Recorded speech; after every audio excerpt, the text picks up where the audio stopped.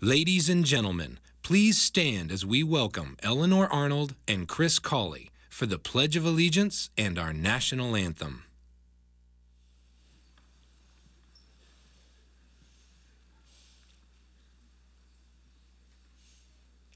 I pledge allegiance to the flag of the United States of America and to the republic for which it stands, one nation, under God, indivisible, with liberty and justice for all.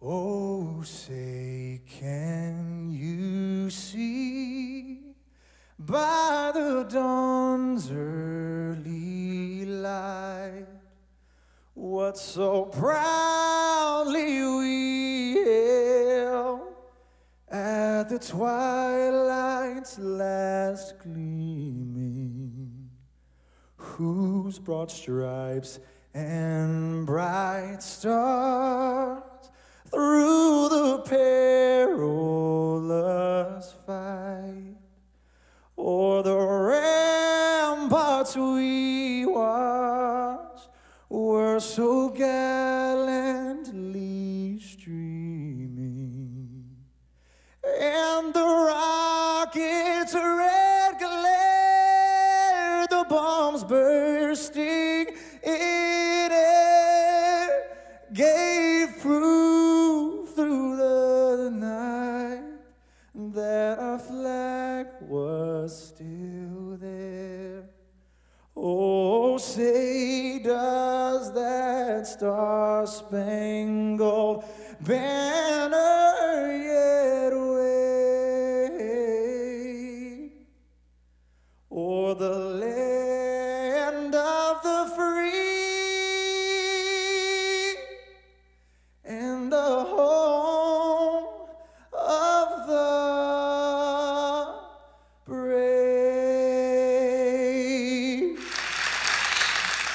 Now, we're not just here today to celebrate the first anniversary of a campaign to solve the problem of childhood obesity in a generation. We're here to celebrate a new conversation in this country about the health and well-being of our children. It's a conversation about what our kids eat, how they move, about how they feel, and more importantly, how they feel about themselves. And it's about what that all means, not just for their physical and emotional health, but for their success in school and in life.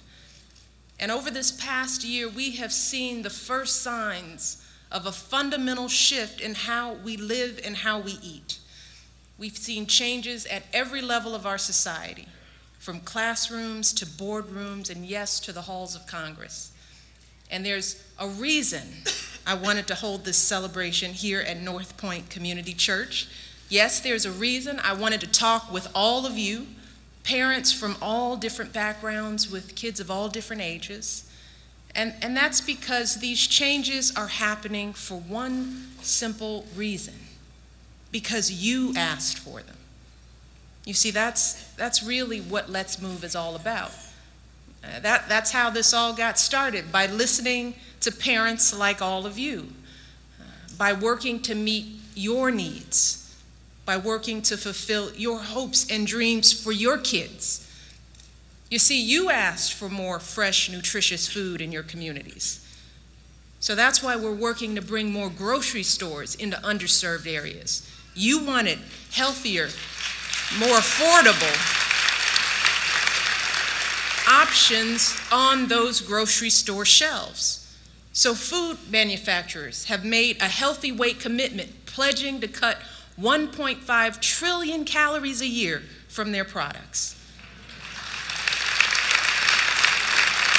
And Walmart has promised to sell products with less sugar, salt, and trans fat, and to reduce the prices on healthy items like fresh fruits and vegetables.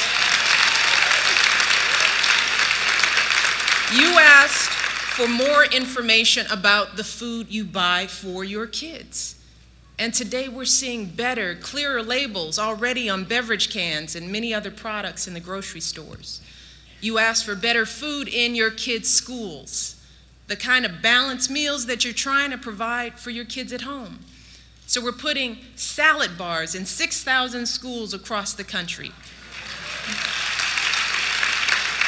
Congress passed the Healthy, Hunger-Free Kids Act.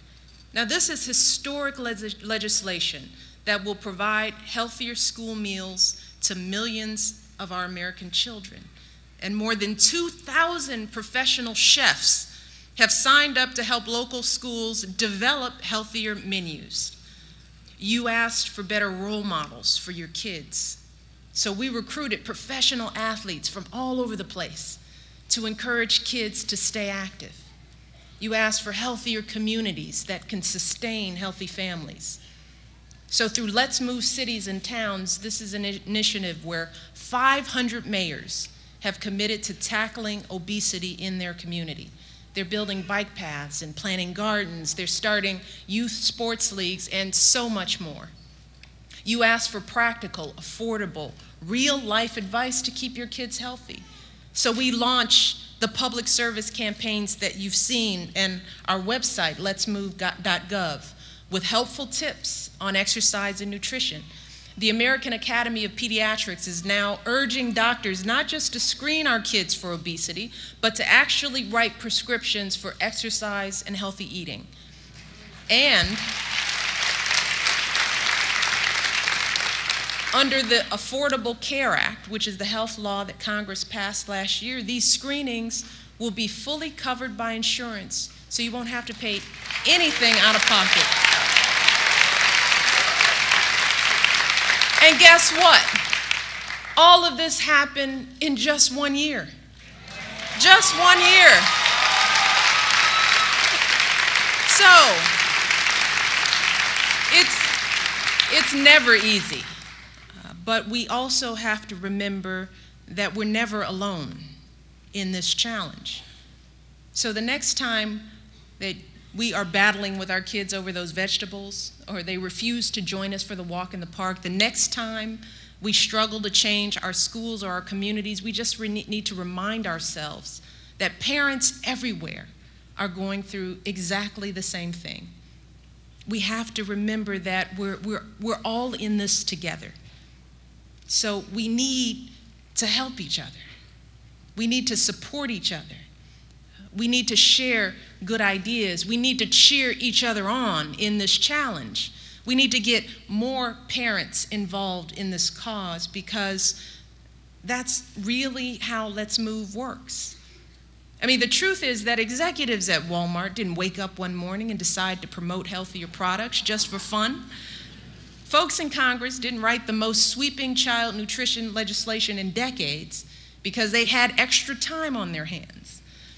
They did this because folks like us stood up and asked for these changes. They did it because we started reading those labels. We started buying the healthier products. So if there's one message that I want to send to parents today, it's this. We have a voice. I mean, we have a voice. And when we come together and use that voice, we can change things. We can change the way companies do business.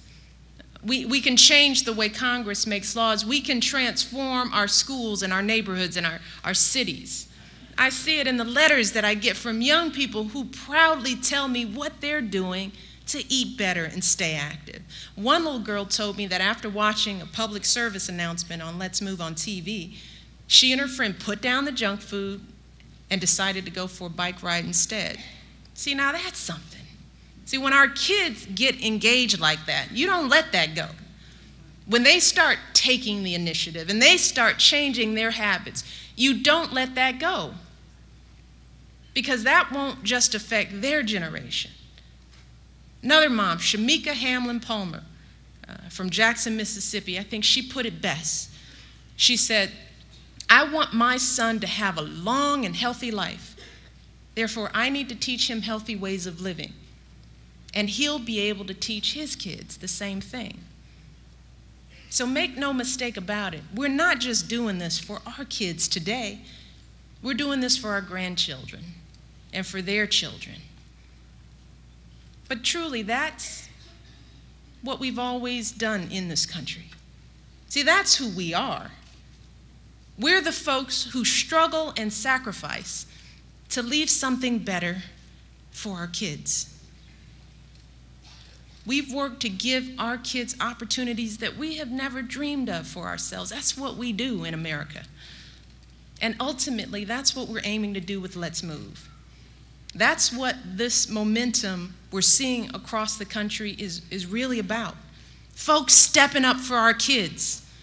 And today, 1 year later, Let's Move is far more than just a campaign. It's so much more than just a slogan.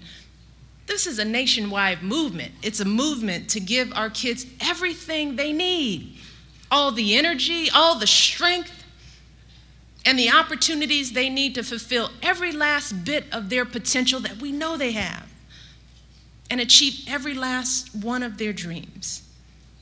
And as parents, we want nothing less for our kids. But more importantly, as Americans, we want nothing less for this country. So let's keep working. We need you all, parents. We need you to keep moving.